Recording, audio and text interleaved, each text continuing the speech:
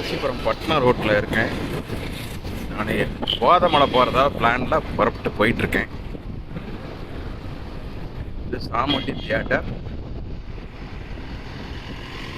பழைய பேர், புது பேர் வந்து டிஎன்சி. கோதமலை வந்து கரெக்டாக மேலே வரைக்கும் போகிறதுக்கு வண்டி இப்போ 20,083 கிலோமீட்டர். எவ்வளோ டிஸ்டன்ஸ்?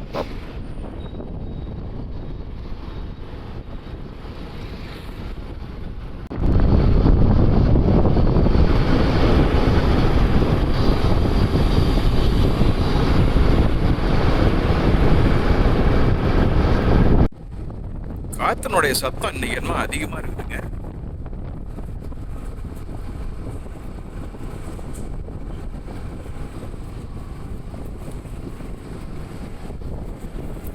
கால பைரவர் கோயில் இந்த இடத்துல உள்ள இருக்கு.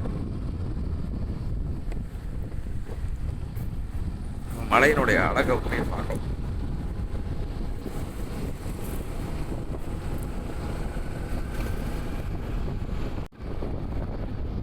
இதாங்க பள்ளத்து கருப்பனார்னு சொல்லிட்டு ஒரு சிறப்பு வாய்ந்த, மிகவும் சக்தி வாய்ந்த ஒரு கோயில் இருக்குங்க. இங்க 2 வருஷத்துக்கு ஒரு முறை கெடா விருந்து நடத்துவாங்க. அவங்களுடைய நேர்த்தி கடனுக்காக கெடா விருந்து ஒரு 5,000 கடா வெட்டுவாங்க. கோயிலுடைய சிறப்பு, சக்தி வாய்ந்த கோயில். இப்போ யாராவது வந்துட்டு ஒரு பொருளையோ அல்லது ஏதாவது ஒன்று திருடிட்டாங்க அப்படின்னாக்க, நான் போய் அந்த கோயிலில் வேண்டிக்கிறேன் அப்படின்னு சொன்னாவே திருட்டு செஞ்சவங்க பயந்துக்கிட்டு அந்த நகையெல்லாம் கொண்டு வந்து கோயிலில் போட்டு கூட போயிடுவாங்க. அந்த அளவுக்கு ஒரு சக்தி வாய்ந்த கோயில். பாருங்க, இங்கிருந்து பார்க்கும் போதே இந்த ரோடு பாருங்க தெரியுது.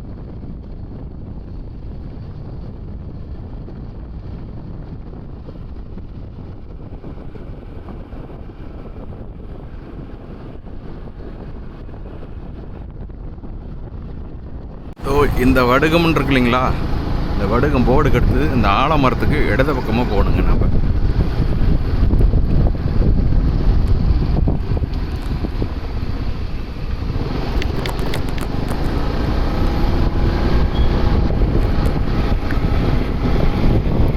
இந்த ஊரில் தாங்க ஜாவா பெரியசாமின்னு ஒருத்தர் இருக்காரு. ஜாவாலாம் ரீஸ்டோர் பண்ணி தருவார். போகிற வழியில் இந்த ரோடு.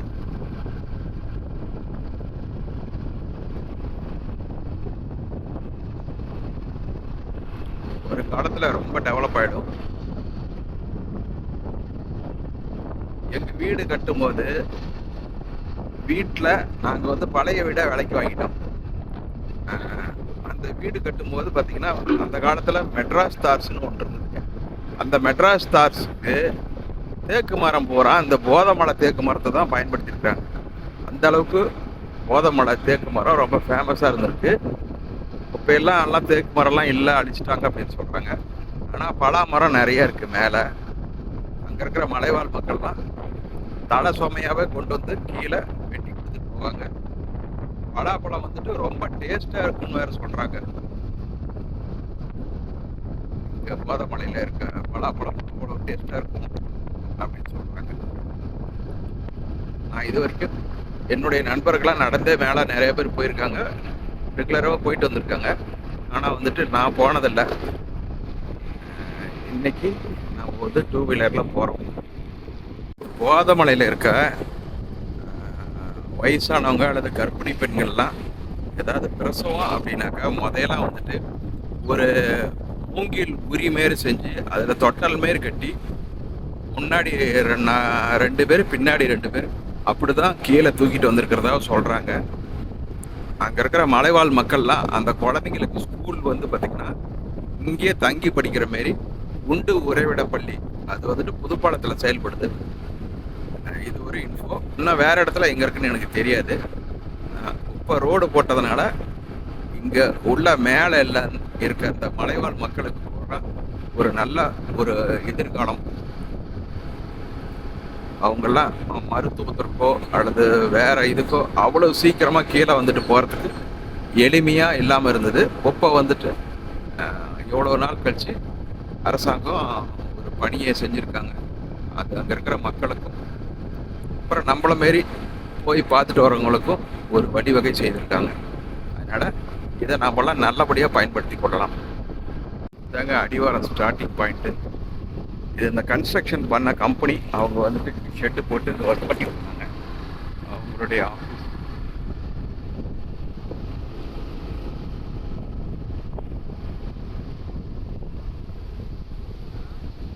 கீழூர் ஊராட்சி.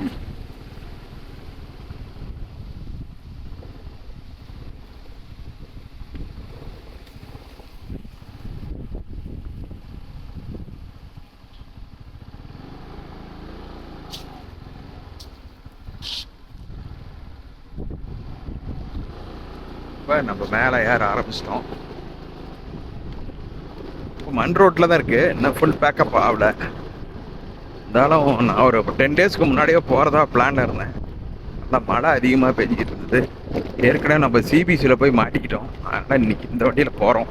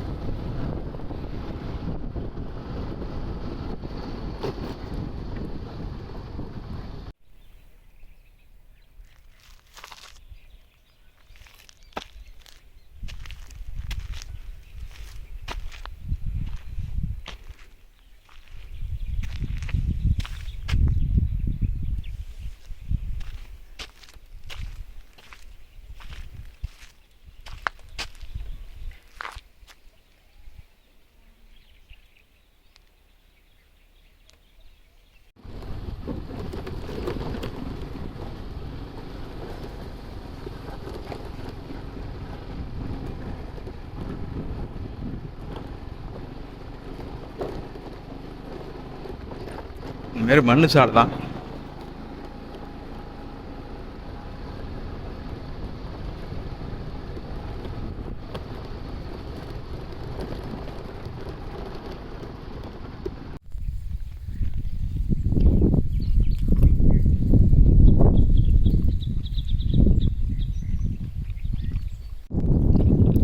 இந்தமாரி சைடில் வந்துட்டு தடுப்பு சுவர் அமைச்சிக்கிட்டு இருக்காங்க.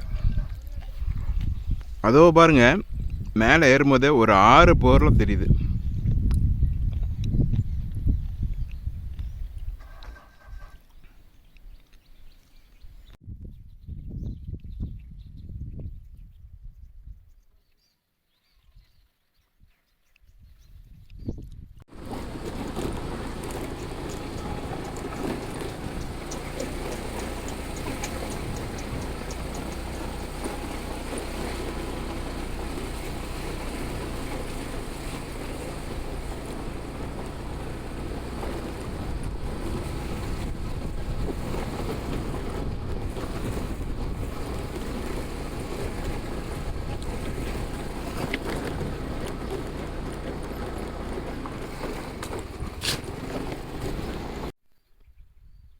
மதில் சுவரெல்லாம் பாருங்கள் எவ்வளோ அழகாக அமைச்சிருக்காங்கன்ட்டு.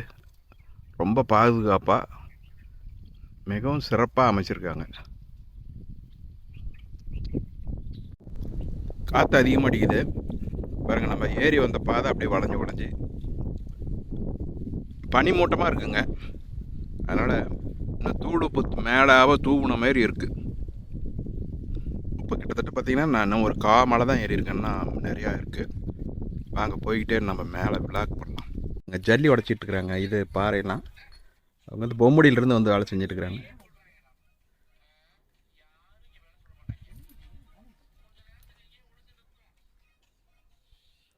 நான் எவ்வளோ நாளாக நான் செஞ்சிட்ருக்குறீங்க? ஒரு வருஷமாக செஞ்சிட்ருக்கீங்களா? இந்த கல்லெல்லாம் உடச்சி சைடில் கட்டுறது உங்கள் வேலை? சரி, ரைட். இங்கே தங்கிக்கிறீங்களா? ஆமாம், அங்கே இது இருக்குது செக். ரைட். எங்கெல்லாம் பொம்முடியிலேருந்து வந்துட்டு இந்த கல் உடச்சிட்டு இருக்காங்க. இவங்க வந்துட்டு அந்த மேலே ஒரு பெருமாள் கோயில் இருக்கான். அந்த பெருமாள் கோயில் உண்டியில் நாங்கள் போகிறதுக்குலாம் இல்லை, நீங்கள் போய் 501 ரூபா போட்டுருன்னு சொல்லி கொடுத்தாங்க. நான் அப்படியே போயிட்டு நான் அங்கே போட முடிஞ்சால் போடுவேன், இல்லைனா அங்கே இருக்கிறவங்ககிட்ட கொடுத்து போட்டுருவேன். நான் உங்கள் பேர்லாம் சொல்லியிருக்கேண்ணா. மணிவேல் கோவிந்தன். அந்த அண்ணன் பேர்? சரி சரி சரி.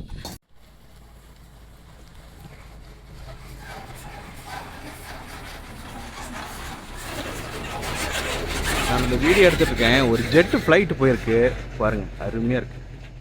ஒரு வண்டி டேங்கரில் ஏறியாட்டிருக்கு, மேலேருந்து வந்தது.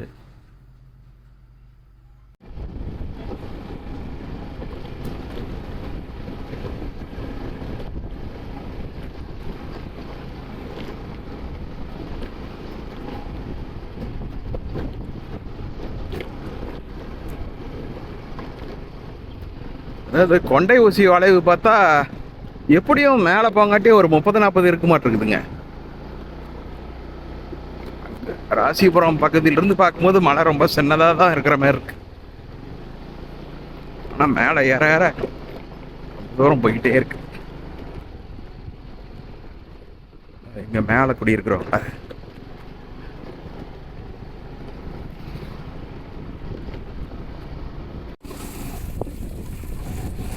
கன்ஸ்ட்ரக்ஷன் பண்ணிட்டு இருக்காங்க. இருந்தே கட்டிட்டு போறாங்க. வணக்கம். இவர் வந்துட்டு பார்த்தீங்கன்னா கம்பவுண்டருங்க, நம்ம ஃப்ரெண்டு. உங்கள் பேர் சொல்லி அறிமுகப்படுத்திக்கோங்க. செல்வராஜ். செல்வராஜன் பேருங்க. வந்துட்டு யாருக்காவது உடம்பு சரியினாக்கா அவங்களுக்கு போய் எல்லா பணிகளையும் செஞ்சுட்டு வருவார். இப்போ போதமலையில் 2 பேர்த்துக்கு போய் செஞ்சுட்டு வந்திருக்காரு. உண்மையாலுமே இவருடைய சேவை வந்துட்டு மகத்தான சேவை. வாழ்த்துக்கள். என்ன போனீங்க, என்ன இறங்குறீங்க? 12:30 வந்தேன். 1:45. சரி, கீழே கிளம்பிட்டீங்க? ஆமாங்க. சரி, நானும் அப்படியே மேலே வரைக்கும் போயிட்டேன். போய் பெருமாள் அருள் பெற்று வாருங்கள். கண்டிப்பாக, மிக மிக நன்றி. எங்கே போனாலுமே போண்டா வடை வாங்கிட்டு போயிடுவேன். ஏன்னா அங்கே போய் கொறிக்கிறதுக்காக. கண்டிப்பாக. இந்த போண்டா வந்து ஏதோ ஒரு படத்தில் சொல்கிற மாதிரி நான் வந்துட்டு 2 அதிரசம், ஒரு 2 கிழங்கோட ஒரு உருளைக்கிழங்கு போண்டா சாப்பிட்டேன். மீதி இந்த உருளைக்கிழங்கு போண்டாவும் இந்த வடையும் இந்த செல்வராஜுங்கிறவருக்கு தான் இது எழுதியிருக்குது. எண்ணெய் சட்டியில் உழுவும் போதே இவருக்குன்னு தான் பிறந்திருக்குது. சரி, அது இல்லாமல் ஃப்ளாஸ்க் எடுத்துகிட்டு வந்தேன்.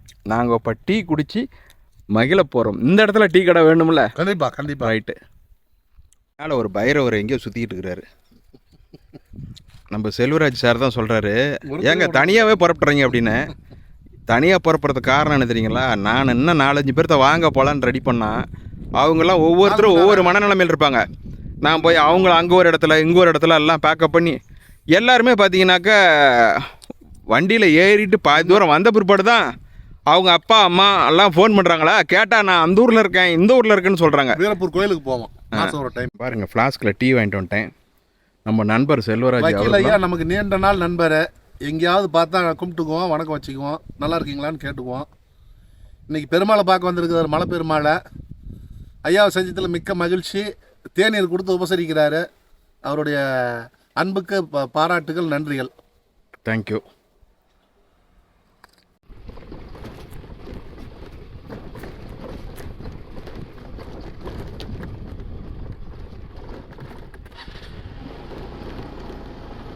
நான் சிபிசியில் வந்து மாட்டின இடம் இந்த இடம் தாங்க. இப்போ நீட்டாக பண்ணிட்டாங்க. இது ஒரு ஓடை போகுது, அருமையாக இருக்குது. இந்த இடத்துல தான் வந்து திருப்பிட்டு போனேன். இதுக்கு மேலே இன்னமே தான் போக போகிறேன். என்ன இந்த ஓடையில் தண்ணி எப்பயுமே வருமா? நீங்கள் ஜேசிபி ஓட்டுறவரா? எந்த ஊர் நீங்கள்? ஒகேனக்கலா? சூப்பரு. ஏறினோன்னே விவசாய பூமி தென்பட்டுருச்சு. தென்னை மரம்லாம் இருக்குது. தனியாருடைய இடம். இதுக்கு முன்னாடி வரைக்கும் நம்ம பிரயாணம் பண்ணது வந்துட்டு ஃபாரஸ்ட்டுக்கு சொந்தமான இடம். இனிமேல் பார்த்தா இந்த பக்கம் தனியாருக்கு சொந்தமான இடமா இருக்கு. என்னுடைய வாழ்நாளில் எனக்கு 58 வயசாகுது. இன்னைக்கு தான் வந்து போதமலை வந்திருக்கிறேன். அதுவும் நடந்து வரல, என்னுடைய வாகனத்தில் வந்திருக்கிறேன்.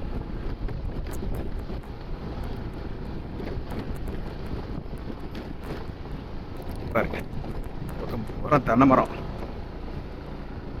இவங்கெல்லாம் அந்த காலத்துல இருந்து பயிர் பண்ணிட்டு இருந்திருக்கிறாங்க.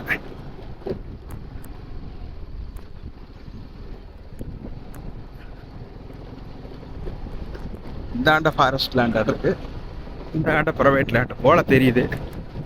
அவர் இருந்தால் மன்னித்து கொள்ளுங்கள்.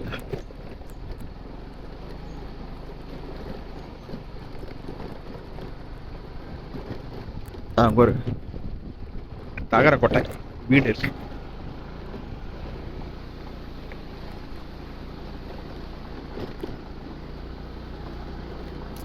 இப்போதான் அப்படியே லேசாக சின்ன ஸ்டார்ட் ஆகுது. நான் இப்படியே ரிட்டர்ன் போகும்போது நல்லா குளிரும்.